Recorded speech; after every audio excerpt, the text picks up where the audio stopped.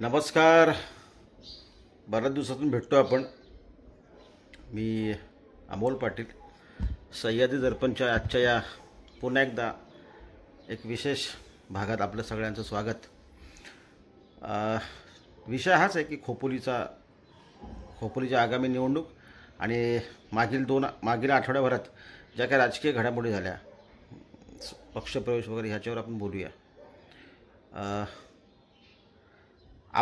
मी सुरुवातीला एक खुलासा करतो. आपण एक महिन्यापूर्वी कुलदीप शेंडे यांचा विद्यमान आमदार महेंद्रशेठ थोरवे यांच्या उपस्थितीत समर्थ हॉटेल मंगल कार्यालय या ठिकाणी पक्षप्रवेश झाला.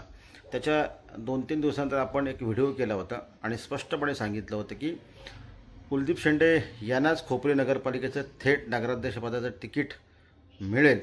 त्याच्यावर शिक्कामोर्तब आपण केलं होतं.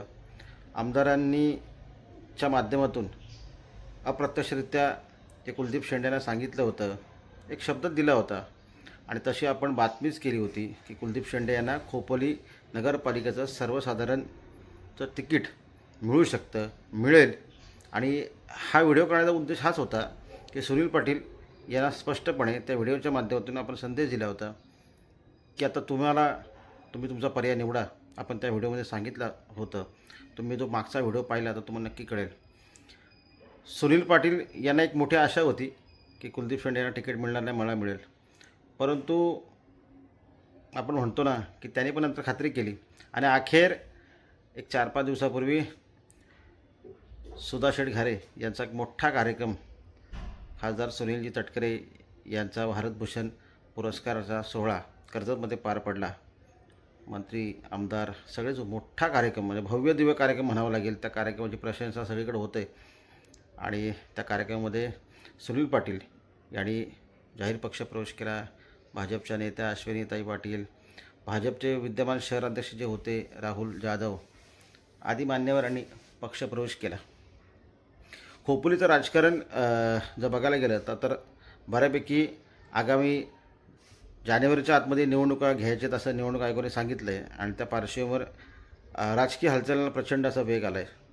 दिवसेंदिवस भाजप, राष्ट्रवादी यांची शहरामध्ये जी ताकद असेल ती वाढत चाललेली आहे. ऑलरेडी शिवसेनेचं संघटन मोठं आहे. आमदारांच्या नेतृत्वात शहरामध्ये मोठं संघटना आहे. सगळ्या भागामध्ये शिवसेनेचे कार्यकर्ते आहेत, नेते आहेत, पदाधिकारी आहेत. आणि अशातच विधानसभेला जो काही मतांचा एक मोठा कमी जाणवली होती सुधाभाऊ घारे यांना, तो मोठा बॅकलॉग त्यांना भरून काढायचा होता आणि तो आता बऱ्यापैकी त्यांनी भरून काढायच्या मार्गावरती आहेत. त्याच्यामुळे सुनील पाटील यांचा पक्षप्रवेश राष्ट्रवादीला बळ देणारं ठरेल एवढं मात्र खरं आहे. दरम्यान सुनील पाटील यांनी एक वेगळा मुद्दा पक्षप्रवेशानंतर खोपोली शहरात तालुक्यात चर्चेमध्ये आहे की सुनील पाटील यांचं व्यक्तिमत्व जर बघायला गेलं तर खरोखरच तो अगदी जमिनीवरचा कार्यकर्ता आहे असंच म्हणावं लागेल. परंतु मधल्या काळात मराठा आरक्षणाच्या बाबतीत जी काही लढाई सुरू होती आणि सुनील पाटील हे राज्याचे समन्वयक आहेत, त्याच्यामुळे त्यांनी जो सातत्याने ते मराठा समाजासाठी घेत असणारा लीड आरक्षणाच्या बाबतीत, तो मुद्दा जो आहे तो खरं तर OBC जो प्रवर्ग आहे या सगळ्या नेत्यांच्यामध्ये एक नाराजीचा सूर देखील आहे. हे मान्यच करावं लागेल. त्याच्यामुळे सुनील पाटील यांना जर तिकीट मिळालं तर OBC हे नेते जे आहेत, जो कार्यकर्ता आहे, जो समाज आहे, याला नेमकं सुनील पाटील किंवा पक्ष राष्ट्रवादी कुठपर्यंत मनवण्याचं काम करणार किंवा सुनील पाटील आपली भूमिका डायल्यूट करणार आहेत का, मवाळ करणार आहेत का, हा एक मुद्दा सुनील पाटलांना त्रासदायक ठरण्याची एक शक्यता आहे. त्याच्यामुळे तसं त्यांनी जशी भूमिका घेतली तर तो मुद्दा देखील सुनील पाटलासाठी फार काय मोठा नाही आहे, हेही महत्त्वाचं आहे. परंतु कुलदीप शेंडे यांच्यासाठी म्हणतो ना आपण, त्यांची गाडी आता टोल नाक्यावरून फ्री जाणार आहे, मोफत जाणार, त्यांना टोल लागणार नाही. का त्यांच्या वाटेमधला मोठा अडथळा सुनील पाटील नावाचा जो होता तो दूर झालेला आहे.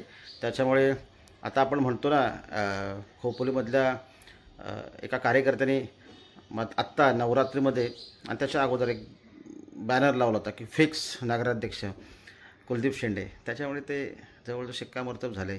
कुलदीप शेंडे हे उमेदवार आहेत. आपल्याकडून त्यांना शुभेच्छा आहेत. सुनील पाटलांना देखील शुभेच्छा आहेत. अश्विन त्यांना देखील शुभेच्छा आहेत. मसरूळकर आप्पांना देखील शुभेच्छा आहेत. आधी जे सगळे असतील सगळ्यांना शुभेच्छा आहेत. परंतु कुलदीप शेंडे यांचा जो वाढदिवस झाला त्याच्यानंतर बऱ्यापैकी त्या दिवशी नेमका सुनील पाटलांचा पक्षप्रवेश झाला. एकीकडे वाढदिवसाला ही गर्दी शहरातल्या लोकांची, कार्यकर्त्यांची, युवकांची, आणि संध्याकाळी सत्रात आमदार देखील शुभेच्छा देण्यासाठी कुलदीप शेंडे यांच्या कार्यालयात घरी आले होते. आणि तिकडं पलीकडे सुनील पाटलांचा पक्षप्रवेश. सुनील पाटलांचा पक्षप्रवेश हा सुधाभाऊंनी जो काय इतका मोठा खर्च केला पोलीस ग्राउंडवर, प्रचंड मोठा खर्च आणि इतका मोठाच म्हणावा लागेल तो कार्यक्रम. तर आपण एक मराठीत म्हणतो आहे की पैसे वसूल झाले, तसं सुनील पाटलांचा एक पक्षप्रवेश याच्यामुळे सुधा शेठ घारे यांचा जो खर्च झाला होता तो वसूल झाला असं गमतीत म्हणावं लागेल.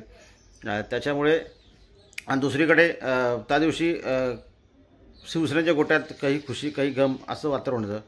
कारण व्यक्तिशः कुलदीप शेंडे हे जरी खुश असले तरी पक्षामधले पण काही लोक खुशच होते शिवसेनेमध्ये असं म्हणावं लागेल.